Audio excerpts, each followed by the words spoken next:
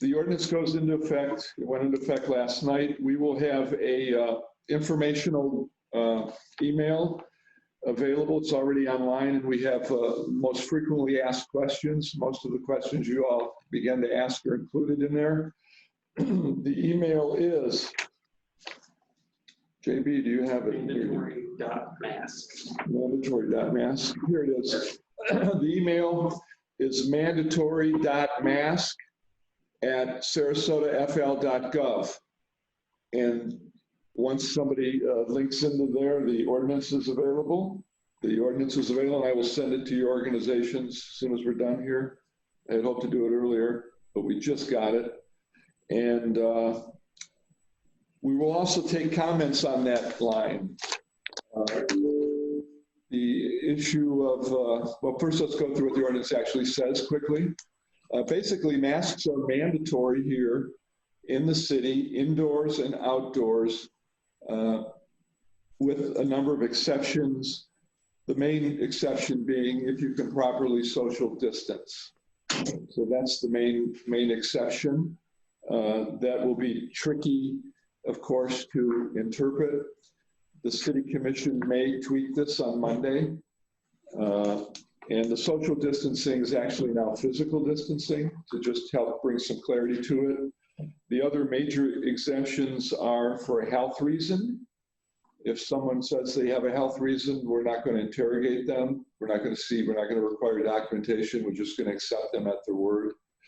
The current ordinance leaves the decision for children and youth under 18 up to the parents.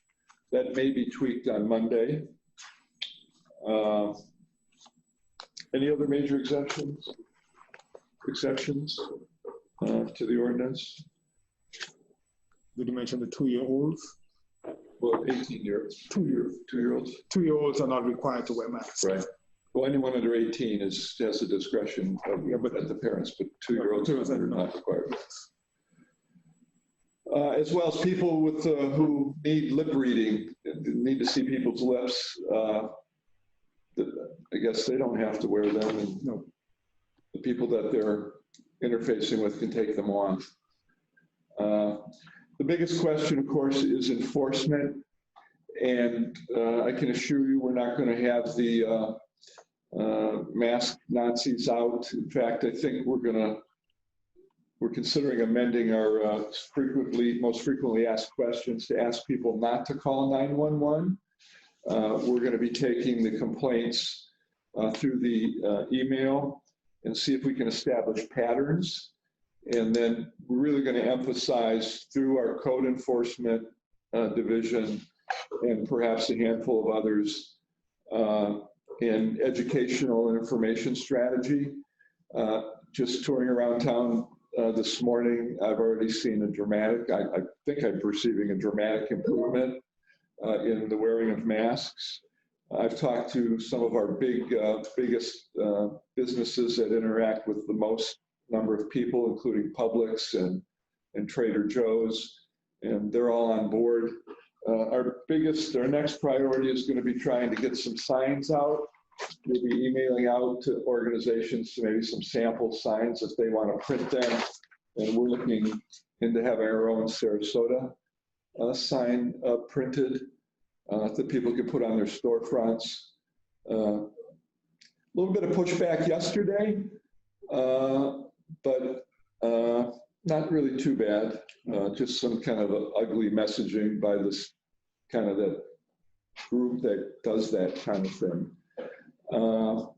We're, I think, encouraged to see Longboat Key is going to go in this direction, it looks like, tomorrow.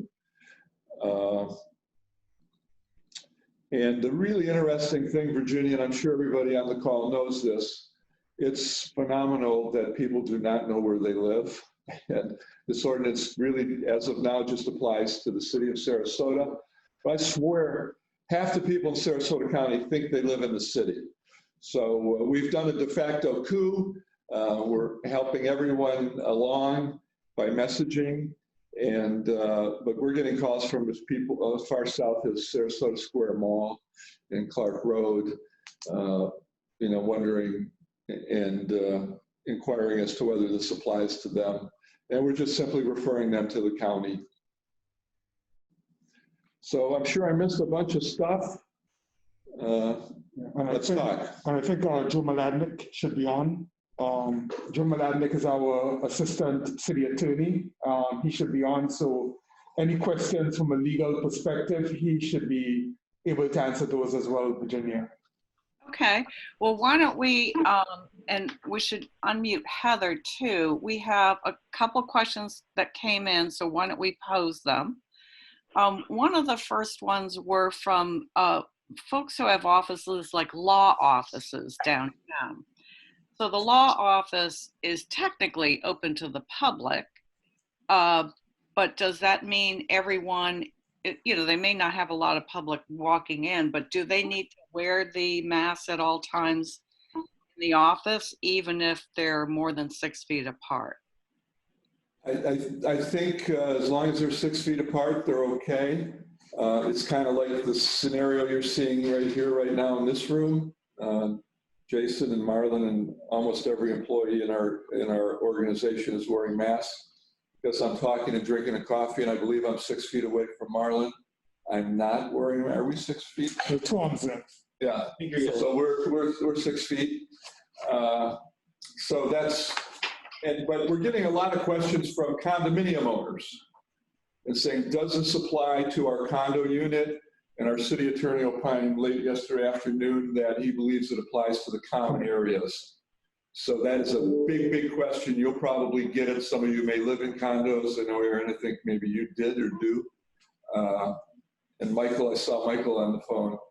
It does apply to the common areas. Terrific. Of multiple residential units.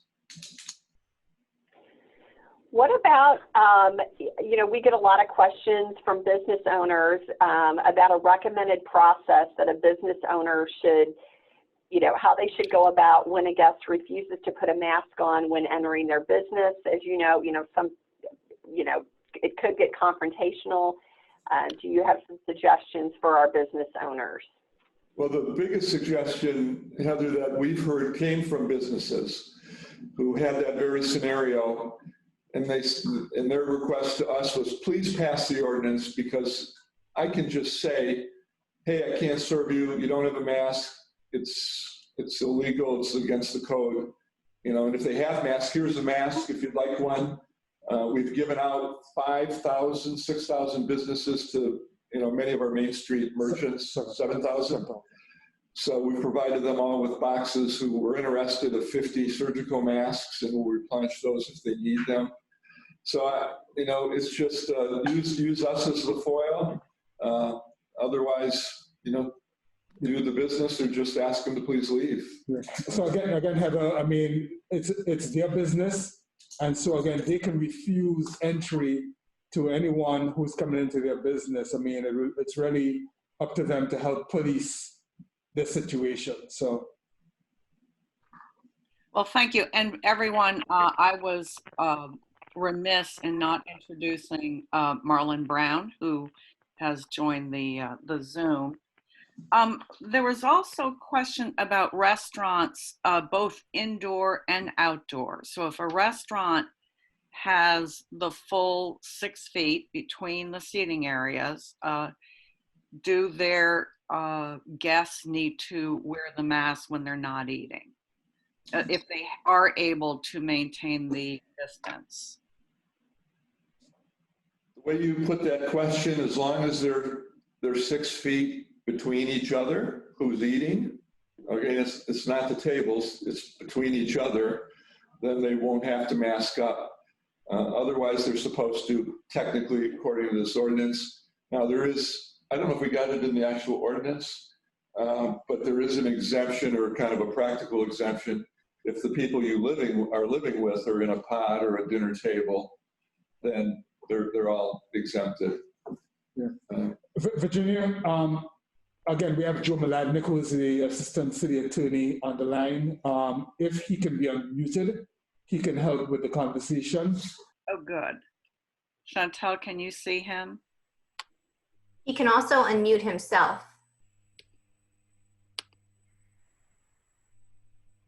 Oh, there he is.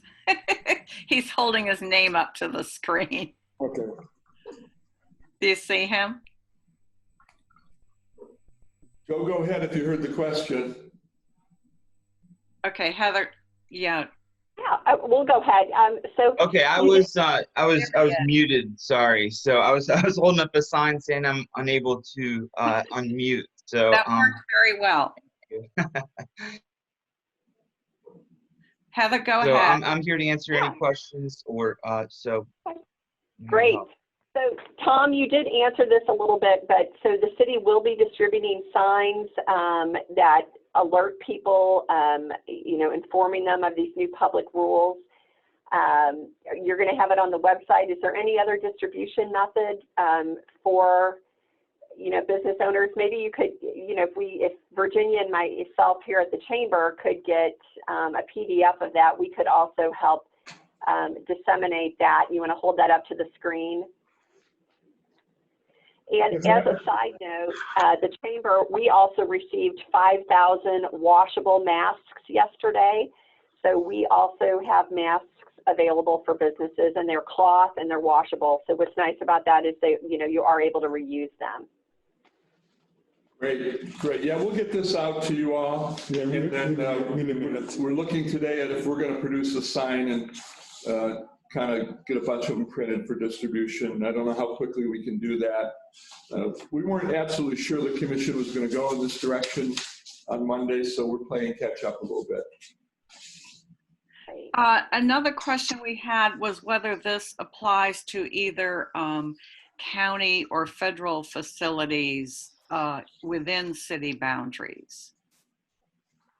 I can answer that, and it does not. Okay. The schools, the city attorney's office felt that the other governmental entities would be making their own rules. Specifically, schools are exempted because they have so much more detail that they've got to work out. And daycares. And daycares, I forgot to mention them. Thank you, Marlon. But the post office is a big question. I don't know that the national government has rules. They're kind of governed by the CDC. So I hope people perceive our ordinance to apply at the post office, but It's a federal government, so it's their rules really, so. Yeah. Okay. Tom and Marlon, if we could circle back to, the outdoor part of the ordinance. I think, everyone pretty much gets, if you're indoors, you need to be wearing a mask. But outdoors, I could foresee, someone's walking their dog. They're clearly social distancing. Can you expound a little bit on that? Because I think that's where there's going to be some confusion, and, it's 105 degrees out. If you could elaborate a little bit more on that. Joe, do you want to take a stab at that before we jump in?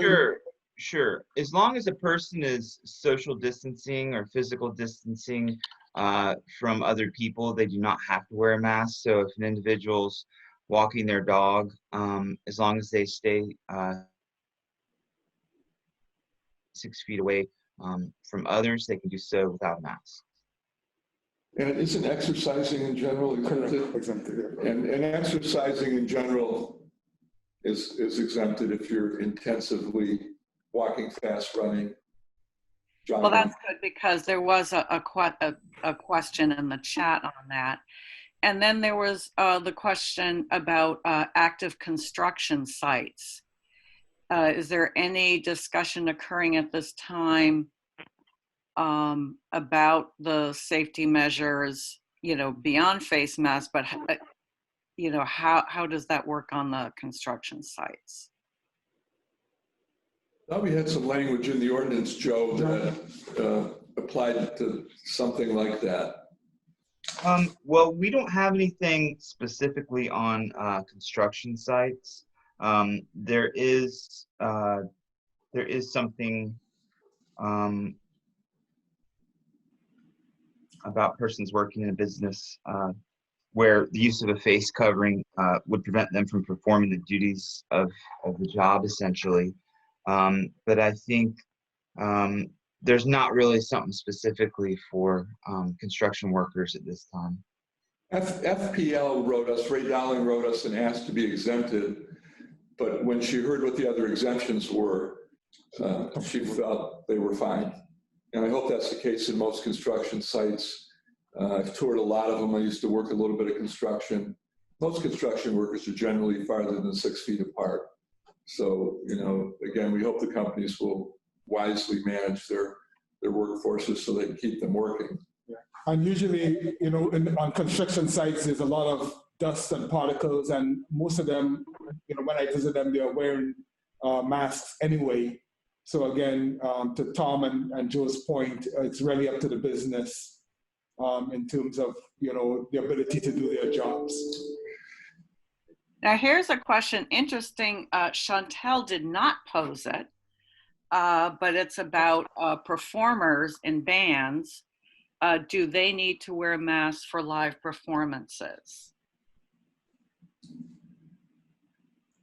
I would think if there's social distance between each other, Should not. they don't need to. So they need to spread out 6 feet apart at least. Okay.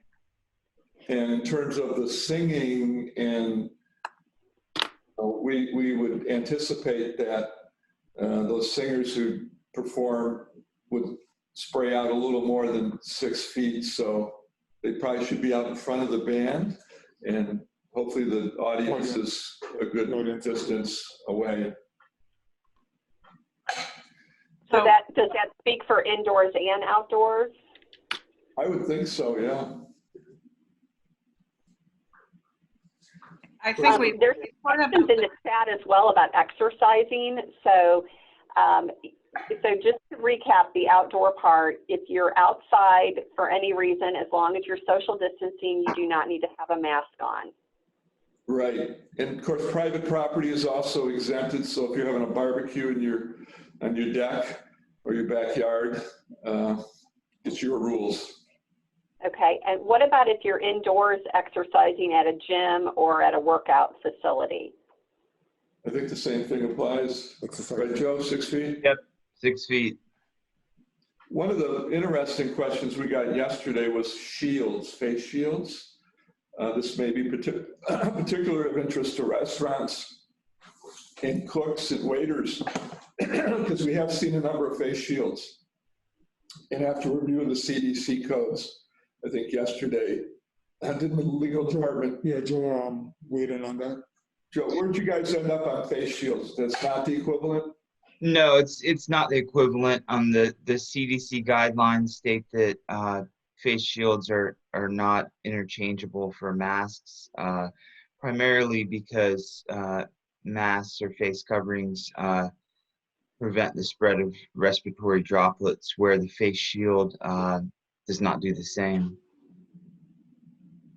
Oh, the interesting thing. So though it may prevent a person from getting, if someone sneezes or coughs, large droplets on their face, it would not prevent that person from, expelling their own respiratory droplets. So it's not considered interchangeable with masks. We have a couple of questions about, we've heard the common areas of a condo or obviously hotel. If you maintain that distance, you do need to wear the mask. What about pool decks? I think that would be considered a common area as well. Okay. One of the things about the masks in restaurants, and we did get a question/complaint. Somebody was attending a busy restaurant late last week and noticed that a couple of the cooks were not wearing masks, and a cook was wearing a shield and a waitress was wearing a shield. And the fear of the consumer was that the droplets would hit the shield and drop down to the food either being cooked or on the plates going out. And we haven't figured that one out. I mean, we just won't be everywhere, but I think the mindset of the public is ultimately going to be the controlling factor in how comfortable people feel. So those are going to be tough business calls for the businesses, just in terms of the the psychological kind of rebirth of our economy. And that's just a tough one. I can't imagine, being above a hot grill all day and having to, have a face mask. So I don't know if there are some face masks that are better for that type of work, that if we can find them, we'll certainly promote that knowledge, and hopefully they can be available. So much of this ordinance is really about social messaging and just trying to influence, and I think ultimately reflecting what the public is looking for right now. I think that most of our questions on the list have been covered. I know you made mention of it, Tom, for those of us who are city residents, but even some of the county residents aren't sure exactly where those boundary lines are. You can imagine visitors have no idea. I mean, I remember talking to a lady who'd been going to Longboat Key for years who thought St. Armand's was downtown Sarasota. She didn't know there was a whole city over the bridge. People aren't that observant, I guess. But how will you help people understand? Will you have out, besides the signs? That's a great question, and I'm going to flip it back on you, because we've gotten calls both ways. We've gotten calls from people who said, put up the city map so we can know those boundaries. And we've had other suggestions saying, no, the more people who think they have to wear a mask, the better. And I'm probably overthinking this, but I think for the long haul, and I love your feedback, the more we can be perceived as being safe, sanitary, at the cutting edge, taking this seriously, the healthier it'll be for us to protect our brand in the long run. And, I'm singing to the choir, but we have all these performing arts venues. We have these hotels, these incredibly fantastic restaurants. So we'd love to hear some feedback on that very question. Well, we've been doing consumer sentiment testing in waves every few weeks. We just finished our third one. And one of the major changes is that consumers care more about the health and safety measures above all else. They want to know that what the business is doing. They want to know what the destination is doing. And what's really different from any of the other challenges we face, the oil spill, the red tide, usually after those, people want bargains.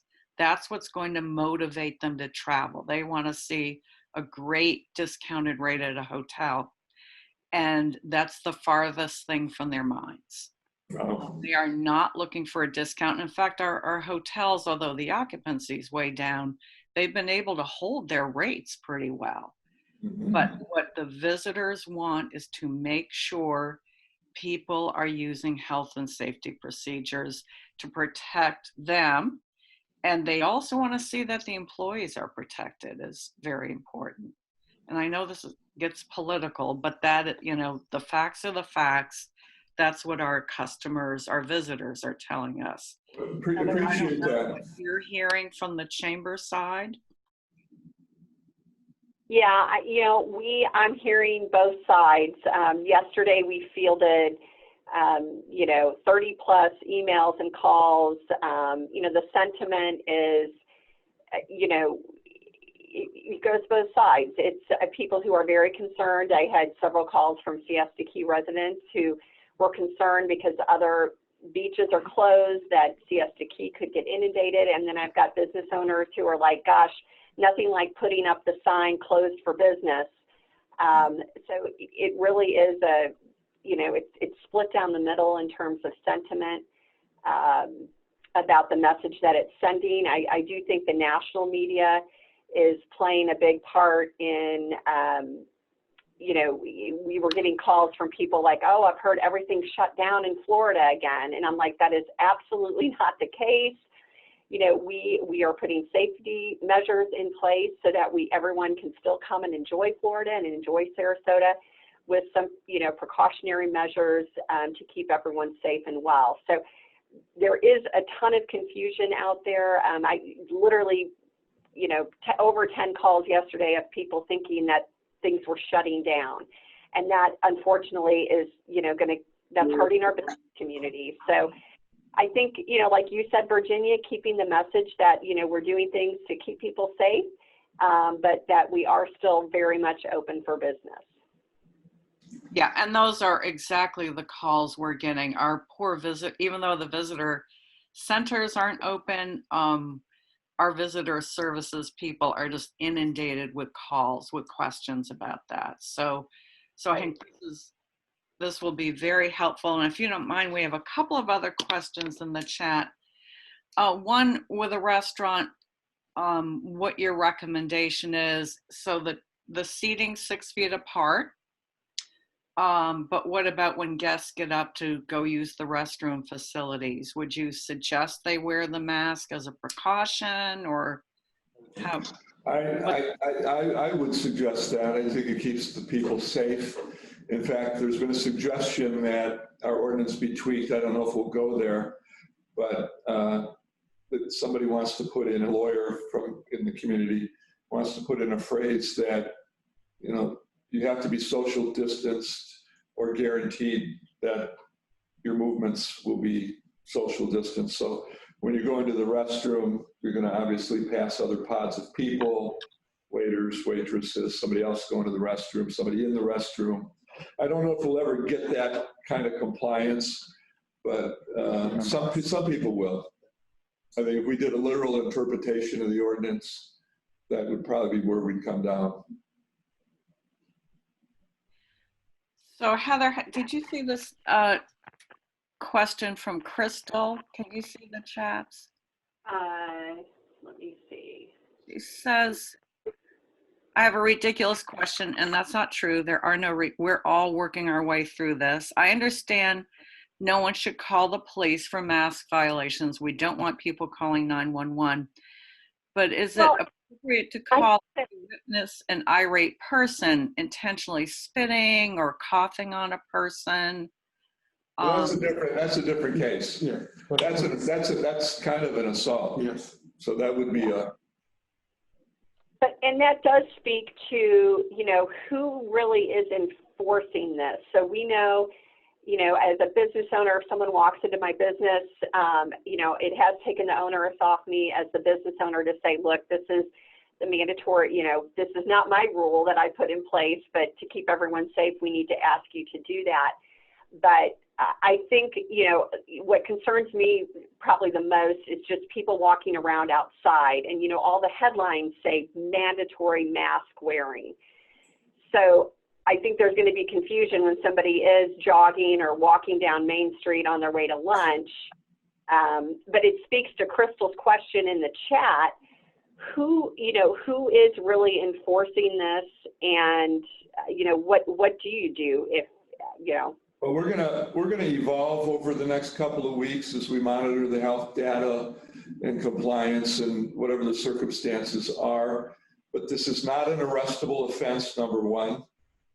If we do enforce initially through our code enforcement division, it's a violation. And if you pay it, it's $50. And ultimately, if you want to challenge it, you could get clipped for up to $500.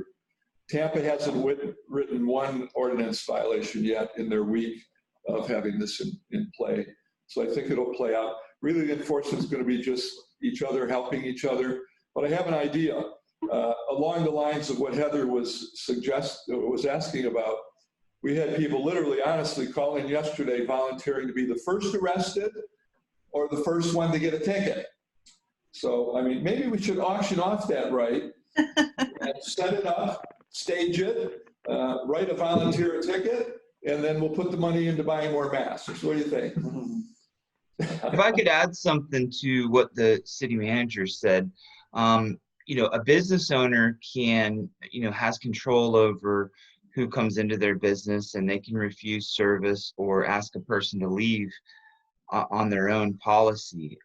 So, there is the possibility of a person getting a citation from the city, but, business owners also can remember that, they can choose who's allowed to come into their business and under what terms. So if a restaurant, for instance, had a no mask policy and a person,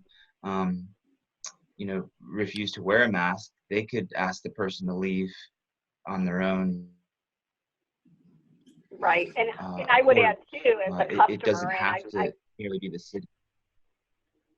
Yeah, and on the same point, we've told people who have called us as a customer, you have the right to vote with your dollars. And, if you're somewhere and you don't feel safe and you don't feel that it's clean, vote with your dollars and don't give your dollars, to that business.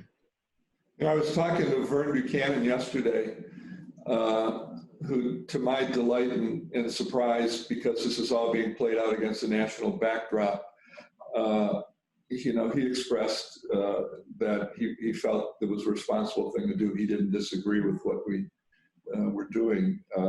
But the most interesting thing he told me is he has the 7th oldest age demographic in the 451, however many congressional districts they are.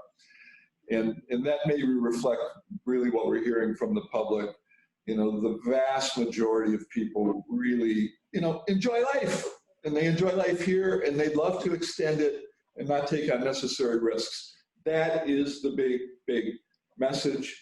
We're going to have contrarians. We're going to have people, with philosophical disagreements. But in light of everything else that's going on in the country, let them be, what they are, and the rest of us just need to proceed. And I think it's pretty solid. Our surveys that we've done and all the polls, 80% of the people are on board with this. So let's not get too distracted by the outliers. And, the state, I know, has been overwhelmed, as have the federal government, but I think we at the grassroots feel they haven't done a really good job in terms of either consistent messaging or making sure the rules are known.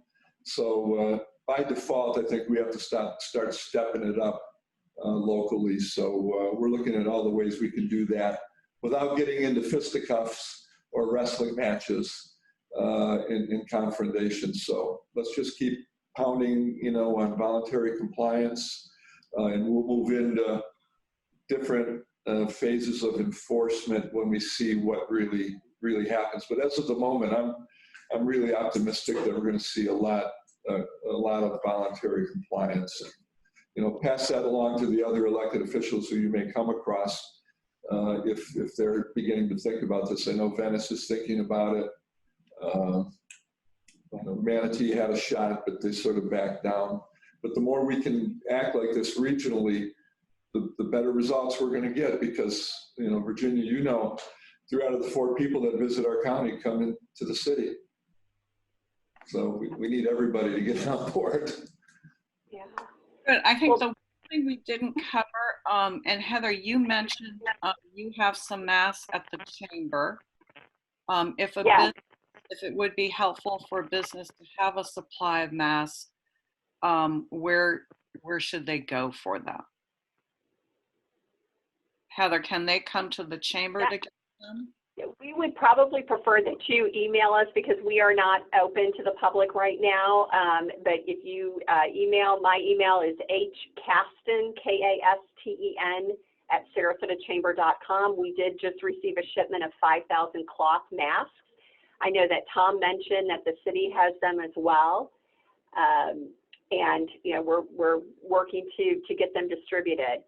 And just a recap for everyone too, this Zoom has been recorded, and so we would encourage you to share that with others. And just a reminder too that right now this ordinance is in effect for 60 days, was subject to be extended, but at this point it is a 60-day ordinance. And to reiterate, we are making 50,000 masks available since the commission took its vote on Monday. We've had a steady, nonstop stream of people coming into all 3 doors. We're putting masks out at the 3 doors of City Hall in little packets of what, 5 surgical and 2 cloth. And people have been really coming up continuously the last couple of days. So that's why I'm optimistic we're going to see much better compliance in the public supermarkets and hopefully the folks wandering into the restaurants and our retail businesses. And we're going to keep giving those away all week.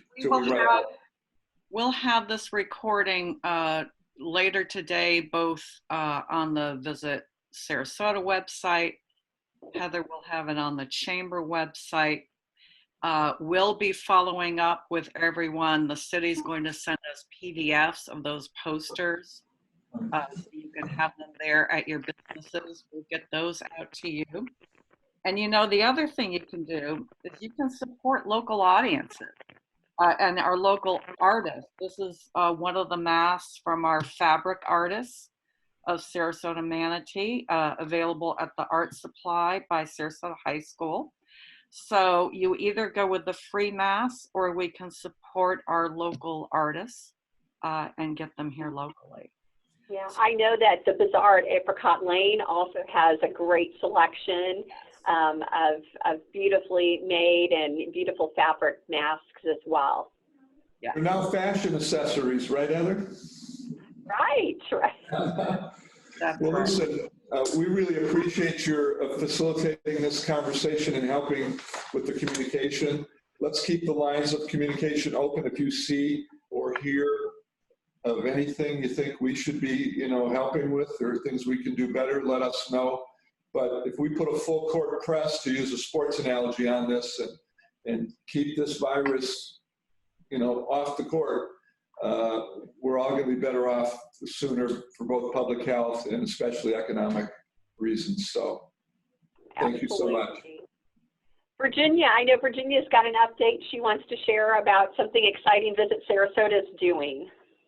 Thank you, Heather. I do want to remind everyone that we have expanded our, what is normally a September program, Sarasota Big Pass, where companies are able to give consistent discounts and specials to our consumers. Normally, this is a program just for Visit Sarasota partners, but we've opened it up for all businesses who want to do a BOGO, a discount. We have the information on our website, or you can email me to sign up for this free promotional opportunity. We have a really big media plan behind it to push it, to get business for you in the months of August and September. So if you've got questions and you want to participate, shoot me a quick email at vhaley, Haley, at visitsarasota.org. Heather, let's hear about your promotion. Great. And the Chamber, we are working hard to drive business to our local small businesses who are in need of our support during these times. And we have a program that is actually launching today called SOurQ, as in our family, SOurQ. And basically what that is, you'll see signs around town with a lot of our small local businesses, retailers, and restaurants. All you need to do is patronize them with a takeout or dining in or visiting their shop. Send us a picture and tag us with the hashtag SOurQ hashtag, and we will be giving away multiple $100 gift cards now through the end of July. It's a little kind of an Americana theme, and again, really trying to drive traffic, drive awareness to these small, retailers and restaurants, local businesses who, have been hurt drastically during COVID. So that promotion runs starting today through July 31st. Heather?